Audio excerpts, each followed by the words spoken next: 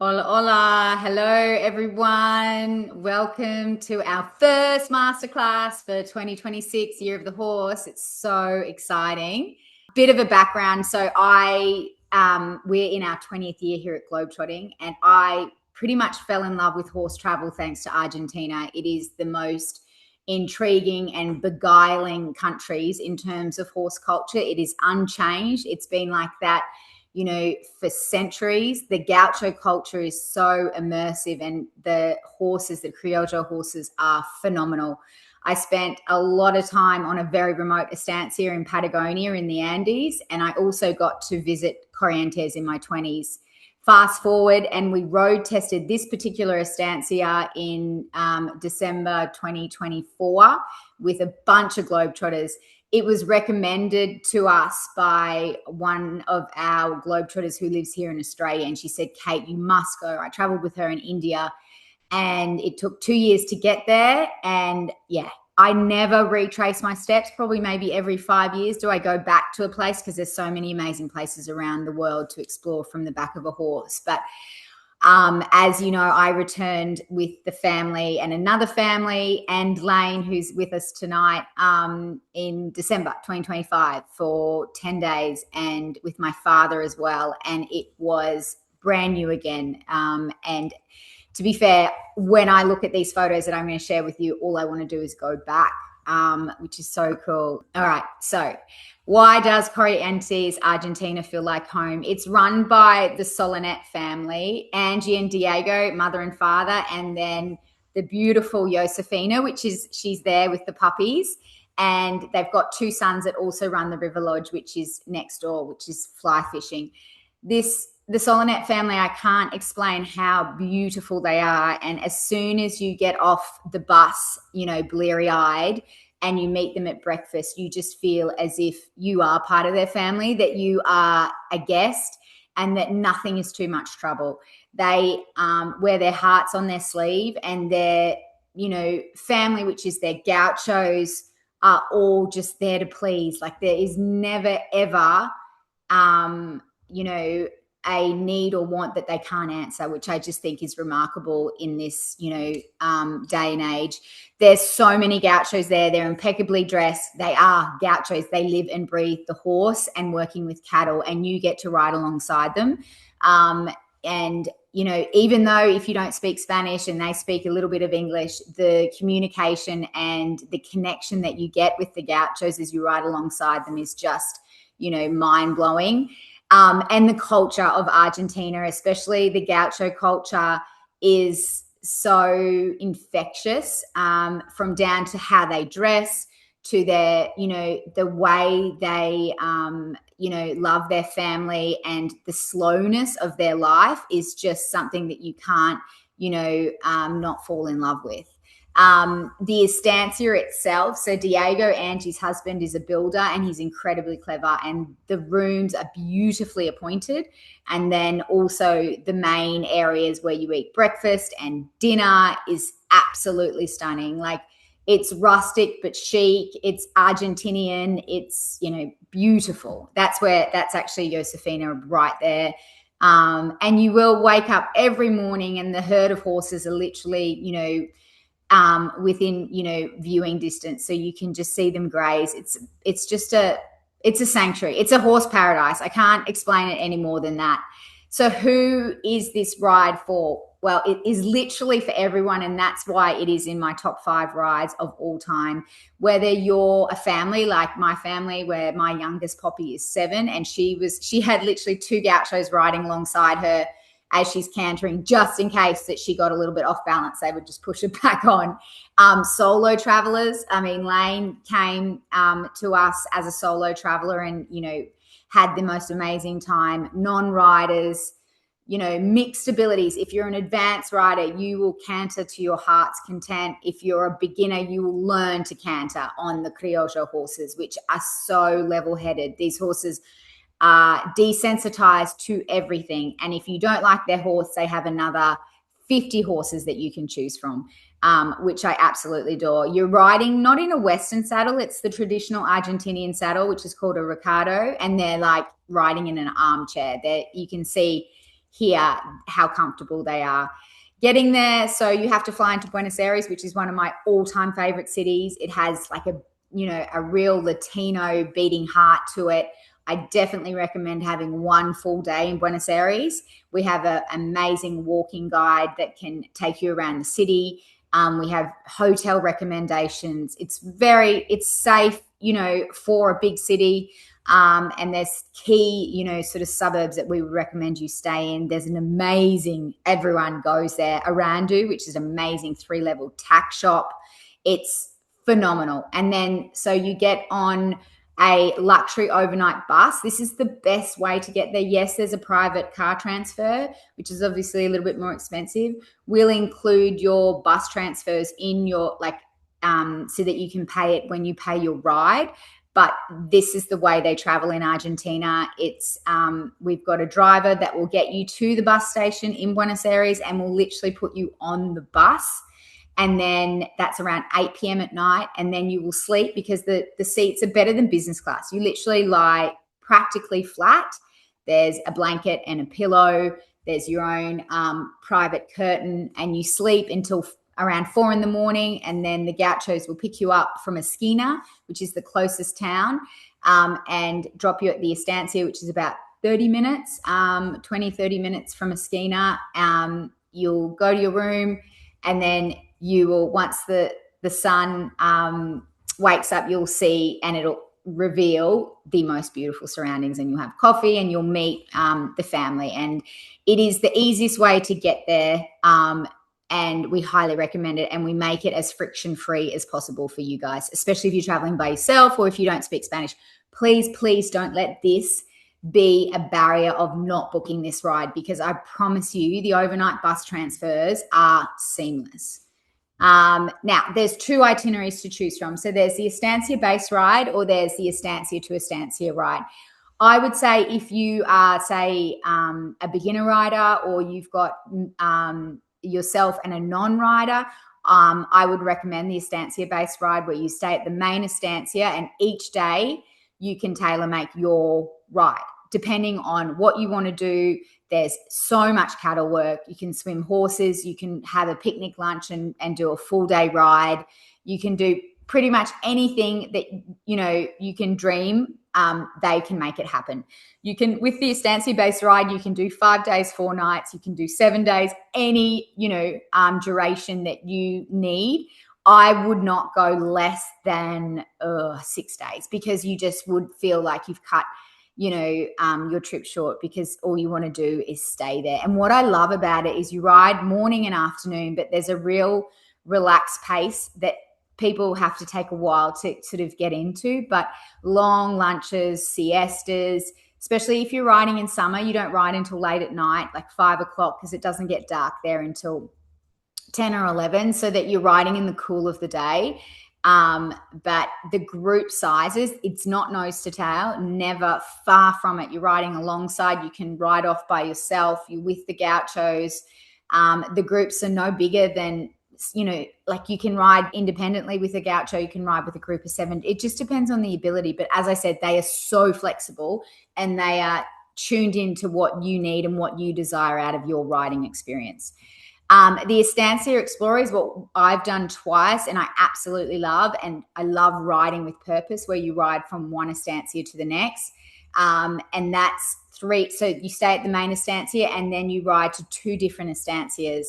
And what I love about this ride is you have a free running herd of horses with you, because you choose 2 horses, and then you'll either ride that horse in the morning and then your other horse in the afternoon, so that they don't get tired. You're probably riding around 3.5 to 4 hours in the morning, and then a beautiful lunch, which isn't just like a packed saddlebag lunch. It's, white tablecloth, cutlery, red wine, empanadas cooked on the fire. Like, it's 3-course meal. And then you might switch to your other horse in the afternoon. And that just gives you, you're riding deeper into the Corrientes wilderness. And that's where you get to see the wildlife, like the capybaras, which are phenomenal and never get old. Like they're the ones that are related to like the guinea pigs. They're cool as. The caiman, and then the bird life just gets more and more intense as you go deeper into the wilderness. The estancias that you're staying at are literally, where you sleep at night. They're not luxe like the main estancia, but they have a purpose of that, they're, that you stay there and then you move on to the next estancia. But they're clean, and it's really nice just to see the different scenery. And then you go back to the main estancia and you're like, I'm returning home, because it feels so good to be back there as well. That this Estancia Explorer is for intermediate to advanced riders. You want to be fit because you are cantering so much. But what I love is the drama and fun of seeing the free running herd of horses and the gauchos obviously herding them along the way, which is really cool. So when to go, you literally can go whenever you want. They're open all year round, and you can do custom departures, which again, the flexibility, I can't, say enough, is just, really prominent in this particular ride. So 7 days, 5 days, whatever you want, there's custom departures. Our team can, check with Angie what's available and book you on essentially. So that's pretty much Corrientes is the answer to all your globetrotting questions. I'm going to now flick to Karen. This is Karen, who was on the Amber Marshall ride like literally maybe 2 weeks ago. Was it, Karen? No, we got home a week ago today. Oh my God. And tell me, like, for people that are listening in today and they're like, oh, I don't know, what is it that you didn't expect and, was blown away when you arrived at the Estancia? Well, everything that you said was so true. Just the family, the gauchos, the horses, everything was really amazing. I think for me, and I don't know, maybe some of you out there haven't done this before. I have horses and I ride, but I don't have a trail horse anymore. So I'm turning 70 on Saturday. Well done, you. This was like my birthday present to myself, and I thought, it's going to be a one-time thing. I'm just a bucket list. I'm going to do it once in my life. And Mercedes, who's on here, she can tell you, I was pretty nervous going into it, thinking that I'm not going to be able to handle riding all day, every day. But, first of all, the horses are just fabulous. I get more tired in a 45-minute dressage lesson than I got riding all day. Right? Because they know their job. They're very, as you said, they're steady, when they canter, you really, honestly, you can just, and the tack is like super comfortable, and you just go for the ride. And it was life-changing for me, really. Like, I have such a different feeling now about going forward into this next decade of my life. I've just got goosebumps saying that. Right away. That's honestly, it's true. And that's why we find it really hard to explain, but we call it like the globetrotting afterglow. And again, Lane, everyone's wishing you happy birthday, by the way, on the chat. Thank you. But it is the globetrotting afterglow when you come back from a ride this special, and it's like life just is technicolored after it, and it makes you feel, such a deep sense of joy and connection. I think that's also what I find when I'm there, is the connection to the people, to the horses, to nature is just, it's hard to put into words. And the confidence, I think, that was it. I got so much confidence almost right away, because the way they introduce you to the horses, you get to try out a few different horses. Everybody's very supportive, and you're like, and I watched, because there were 12 of us on the trip, and all women other than Sean, and then most of us were solo travelers. And just getting to know each other and sharing each other's experience. And I was like, I can do this. I really can do this. It's going to be great. It's going to be so much fun.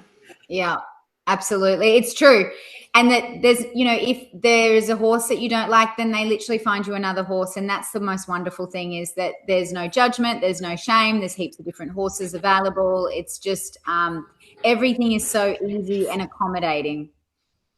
And the other thing that was really right, being around that free herd of horses. I mean, those of us who, you know, have our horses in barns and we're used to a very, structured and, we're expecting a huge snowstorm, like Wow. blankets and all of this. And you're around these horses that just live in a herd. And it's just, you know, I can't describe it. Yeah. It's just a revelation, Yeah, to see them living this so naturally, and it's just absolutely. wonderful. Yes, all Yeah. our horses at home are pansies compared to the Criollo Argentinian horses, for sure. I agree. I get back and I'm like, oh my God, what am I doing? But yeah, it's so true. That's what's your next ride that you booked, Karen? What's your rebound ride? Pardon? Jordan. Jordan. Oh my God, how amazing. Yeah, one extreme to the next. Yeah, I want to ride in the footsteps of Gertrude Bell. Do you Oh know who my Gertrude God. Bell is? Yeah, I Yeah. don't, but I assume the footsteps will be intriguing for sure. Yeah. That's awesome. Well, I'm going to put you on mute and I'm going to see if anyone has any questions. But yeah, please don't let it be a barrier if you're a solo globetrotter, because you will get there and realize that everyone there are generally solo globetrotters that go to this particular estancia. The local guide in BA we can hook you up with. That's easy. Kate, best time of year for decent weather, Debbie. Hard to say, but we always go in December. That's like their summer. January is their hottest month, but if you are there in January, you just get up really early if you're doing the estancia to estancia ride, like around 4 a.m. and ride as the sun comes up, which is beautiful. I think June, July would be spectacular in terms of winter there, only because it's around the same latitude as here on the Sunshine Coast, and it's my favorite time of year. The tack shop is called Arandu, Arandu. It's in our trip prep kit, but be warned, you will spend so much money there. I mean, the bombachas and the boinas, that was what Karen was wearing before, is awesome. Robin Strang, how many people in the estancia? I think it's about 22 people. They have big, long tables for dinner and lunch, and you just meet the most amazing people around that table. That's the other thing about Corrientes. It's so well priced, like unbelievably well priced for what you get and receive, which I think is also a plus. Oh, Roy said there's there's another slide, how to book, that I didn't show. Sorry, guys. But yeah, if you want to book for Corrientes for this year or next year, literally fill in a booking form and the girls will get you dates and we can organize, and then you just set and forget. You've booked the ride, you pay it off, and you're going to horsey paradise heaven in a matter of time. And Amy, we had some tech issues with the video, but we will be putting a highlight reel on Instagram, and it will give you all the feels, all the goosebumps. And I also didn't say, and Lane and Karen and Mercedes will agree with me, in Corrientes, you get to swim the horses. And this is not like swimming a horse from A to B and then you keep riding. It's a lagoon, and you swim them like 3 or 4 times through this lagoon. And they have like a white tablecloth with champagne and sundowners, and you swim the horses, and it is childlike. I've never had so much fun in my life. Like, you're flipping off the horse, holding onto the tail, swimming. It is amazing. Absolutely amazing. Yeah, swimming horses is literally the best thing ever. You can see this smile. It's from the memories of that. I think that's all, guys. If anyone had any other questions. Thank you so much, guys. I'm 6 minutes over, so I'll get in trouble. But thank you for listening, and we'll see you for the next masterclass. I think Laura's going to speak about Alaska, which is very cool. So, wow. All of you, lots of love, and we will see you on email.